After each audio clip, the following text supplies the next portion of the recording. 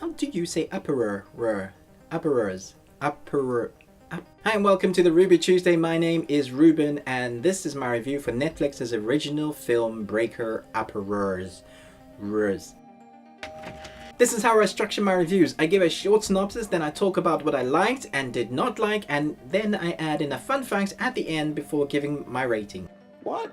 But before we jump into the review, I'd like to ask you a quick question about film rating systems. Do you think film rating systems take something away from the film review? Do you think they are needed, or should a reviewer just talk about the film and what he or she thought about it and then let you decide? Below in the comments is your place to chat about that question and the movie to your heart's content. And if you are new to the Ruby Tuesday and are enjoying the content so far, why not consider subscribing? But let's jump into the review.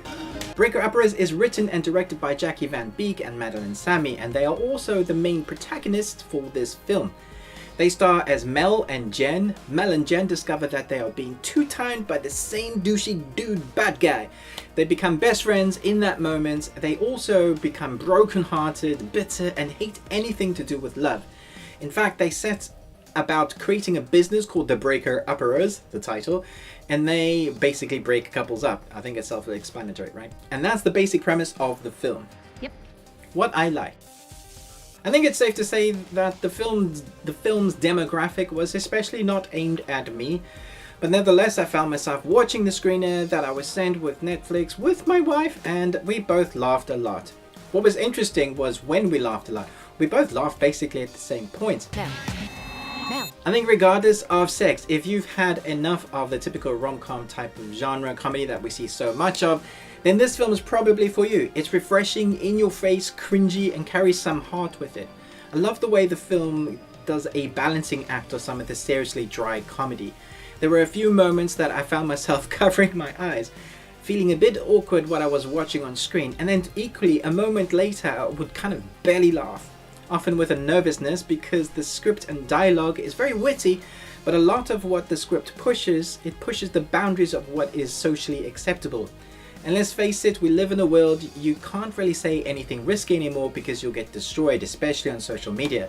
But here the writing kind of says tough shit. You're going to get a more real look at what love can be sometimes. Deal with it. A lot younger. Disgusting. Everything worked for me in this movie, from the running length of the film, which is just 90 minutes, it never drags, to the comedy that works. The timing and delivery of the dialogue was perfect. In comedy, it's essential that this is done right. I think the fact that Jackie and Madeline have had a hand in every aspect of this film, it would seem, is a real benefit to the movie here. Sometimes it doesn't work, but it has here. They knew what they wanted to show in their story about the love and where the characters would go every step of the way, and I could really see that in the fruition of this film. I should talk about their acting as well.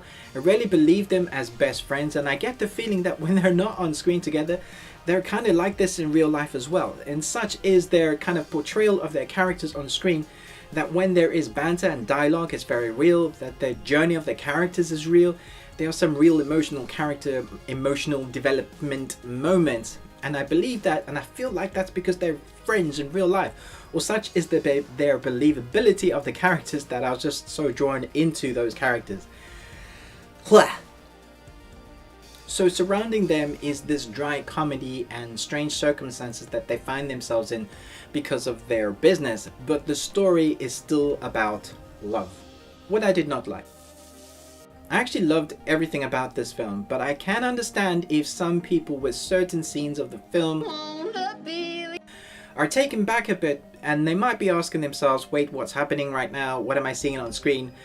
I'm not talking about the risky moments, more like when the comedy gets off the wall and breaks into what I can only describe as the strangest musical number I've seen. Impossible violence? And I've seen a few. I personally loved it and thought it really fitted it into the movie, but I can understand if some just don't get this type of comedy. It's off the wall, it's set in New Zealand, and as far as I can tell, they have an amazing funny bone. Did you know? The script was developed with Taiki Waititi and Carthu Neal's company Peaky Films over a series of workshops. With the script in play, Madeline and Jackie and Peaky joined forces, and the producers, I think it was Ainsley Gardner and Georgia Conda of the Conception Films, and they turned this project into reality, and that's what we got now, which is awesome. Yes. Breaker Upperers is a refreshing look at the rom-com genre, and it kind of kicks kicks the genre on its head. I laughed a lot, as did my wife. I'm actually eager to go back and see it again and see if I still liked it as much the second time. So because of those reasons, I'm going to give Breaker Uppers an A. Thanks for watching my review of Breaker Uppers. Look out for my review of The Boy Who Harnessed the Wind, which will be out next week, and a number of others that I'm sure will be popping up during the week if I can get finished of the edit. Thank you so much for your support. I really do appreciate it. We mostly do Netflix originals, original content from streaming providers. Occasional films if I really want to do that, but I'm kind of sidestepping that, and mostly AAA titled games. Let me know if you think we can improve in any way, if we're handling too much.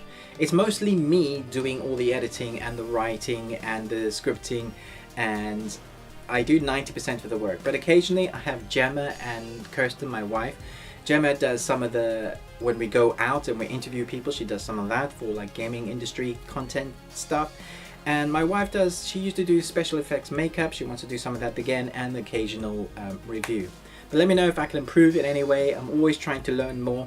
But most of all, thank you so much for staying with us. But until next time, live long and Tuesday.